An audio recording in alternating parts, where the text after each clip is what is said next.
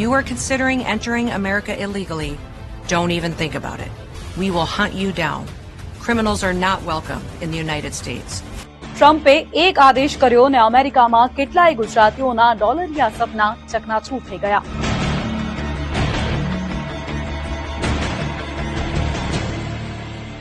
ભારતમાં અત્યાર સુધીમાં 3 ટ્રીપમાં અમેરિકાએ 332 લોકોને હાથકડી બાંધીને ક્રિમિનલની જેમ પાછા મોકલ્યા, જેમાંથી 74 તો ગુજરાતીઓ હતા. આવા હજી કેટલાય લોકો આઈસીઈની રડારમાં છે. દિવ્ય ભાસ્કરની ખાસ સિરીઝ ડોલર ડ્રીમ્સના પહેલા એપિસોડમાં આજે વાત યુએસમાં રહેતા ગુજરાતીઓના ફફડાટની. જે ઇલીગલ લોકો ન્યુયોર્કની અંદર વસેલા છે એ લોકો ઉપર એક ભયનું વાતાવરણ છે. ભયનું એટલે એવા ભય, વર્ષો પહેલા કોવિડ થયું હતું કેવો ભય હતો એ ટાઈપનો ભય પેદા થયેલો છે. પ્યુ રિસર્ચ સેન્ટરના આંકડા પ્રમાણે અમેરિકામાં છેલ્લા 25 વર્ષમાં ગેરકાયદે ઘૂસેલા લોકોની સંખ્યા 1,10,00,000 થઈ ગઈ છે.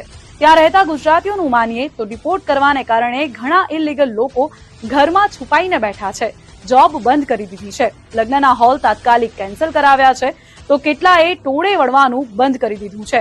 સ્ટોરોમાં જે લોકો ઇલીગલ જોબ કરતા હતા એ લોકોએ જવા આવવાનું બંધ કરી દીધું, લોકોએ ઘરની બહાર નીકળવાનું બંધ કરી દીધું. મોસ્ટલી કે પેપર હોય એ રાખવા હારા. ટેનેસી સ્ટેટમાં રહેતા આખો વિડીયો જોવા માટે ડાઉનલોડ કરો દિવ્ય ભાસ્કર એપ.